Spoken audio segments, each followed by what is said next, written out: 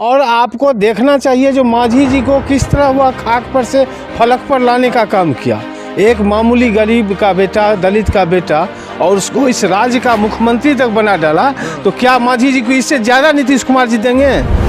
याद होना चाहिए, आप इतिहास में जा कर के देखिए कि उनसे सीनियर व्यक्ति जो है सो राजनीति में थे, लेकिन एक गरीब का बेटा होने के कारण, एक दलित का बेटा होने के कारण इन्होंने नीतीश कुमार जी ने एक मांझी को जो है सो जी को मुख्यमंत्री बनाने का काम किया। उनको कहाँ वो मतलब एहसान फरोश क्यों हो गए? इससे ज़्यादा सुलझे हुए इस देश में कोई नेता है क्या? है, ढूंढने पर भी नहीं मिलेगा। पढ़ा लिखा लोग रहता है तो वो जो है सो कम बच्चे पैदा करता है, क्योंकि उसकी लागत बाकी जो है सो अपने बच्चों के भविष्य को संभालने के लिए जो करना चाहिए था वो कम बच्चे में आपको ज़्यादा खुशहाल रहता है, तो उसी को वो अपने लहजे में है जो है सो लोगों को समझाने का प्रयास कीजिए। बिहार के मुख्यमंत्री नीतीश कुमार इन दिनों विवादों में चल रहे हैं। जिस तरह से सदन के अंदर एक तरफ जहां सेक्स एजुकेशन के पर उन्होंने भाषण दिया, उसके बाद जो सदन के अंदर उसके बाद जीतन राम मांझी के बारे में उन्होंने जो कहा, उसके बाद जो है नीतीश कुमार का विरोध जमकर जीतन राम मांझी के जो नेता है, पार्टी के कार्यकर्ता है, वो कर रहे हैं। इस वक्त हमारे साथ इसी सब मुद्दे पर बातचीत के लिए जेडीयू के वरिष्ठ नेता अक्षय झा जी इस वक्त हमारे साथ मौजूद है। सर, क्या चल रहा है बिहार में? देखिए, जहाँ तक मांझी जी वाला प्रसंग पर जो आप माननीय मुख्यमंत्री जी के बयान के बारे में बता रहे हैं, एक बात हम आपसे पूछना चाहते हैं, जो विद्यार्थी को शिक्षक क्या तुम नहीं कहेगा क्या? अच्छा, मतलब विद्यार्थी है जीतन राम मांझी? अब आप जान लीजिए ना, जो मान लीजिए नीतीश कुमार जी सदन मतलब नेता हैं, आपको उस पार्टी में जो है सो नीचे में काम किए हैं, उनके अंदर में आपको मांझी जी जो है सो आपको मिनिस्टर रहे हैं, एमएलए रहे हैं, तो वो तो अपना शुरू से ही गार्जियन, अभिभावक और नेता मानते थे, लेकिन जीतन और शुरू से ही वो अभ्यस्त थे उनको तुम कहने का। अब मान लीजिए कोई पिताजी अपने बेटे को तुम कहेगा तो क्या होगा? बड़ा आईएएस बन जाएगा तो क्या उसको वो आप कहना शुरू कर देगा? तो ये तो व्यवहार में जो है सो पहले से ही एक हैबिट बना हुआ था मांझी जी के साथ कहने का। और आपको देखना चाहिए जो मांझी जी को किस तरह हुआ खाक पर से फलक पर लाने का काम किया। एक मामूली गरीब का बेटा, दलित का बेटा, और उसको इस राज्य का मुख्यमंत्री तक बना डाला। तो क्या मांझी जी को इससे ज़्यादा नीतीश कुमार जी देंगे जो आज तुम और आप में हम लोग पड़े हुए हैं? हम जीतन राम मांझी ये कहते हैं कि उससे बड़े हैं हम, उससे पहले राजनीतिक में हम आए हैं। देखिए, एसडीओ आपको उम्र में ज़्यादा है और डीएम आपको कम उम्र का है, तो वो तुम कह देता है तो क्या उस समय में चल सकता है बात? ये तो व्यवहार में न होता है।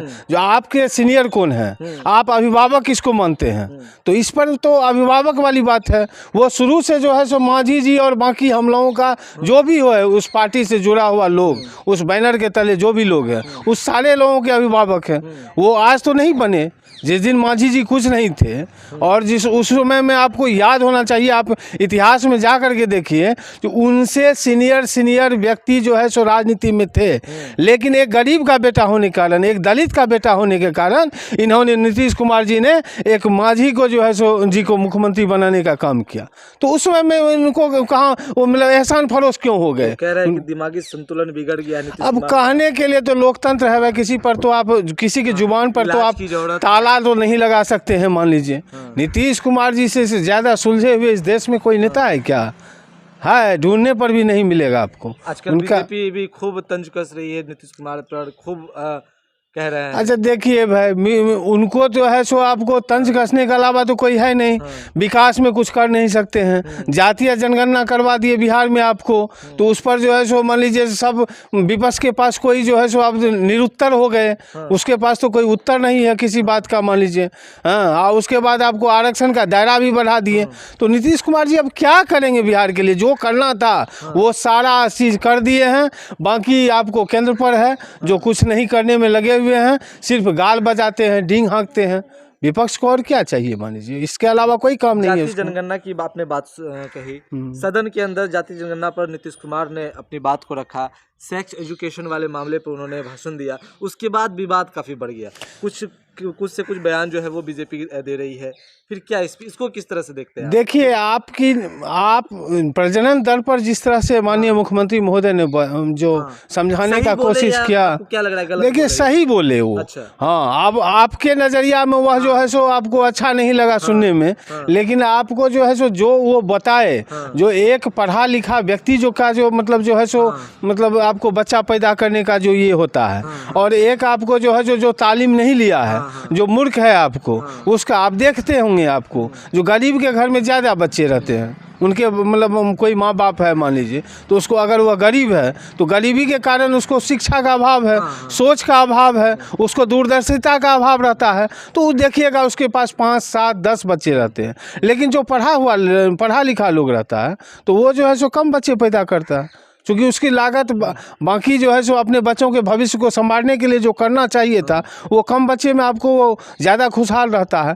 तो उसी को वो अपने लहजे में है जो है सो लोगों को समझाने का प्रयास कीजिए।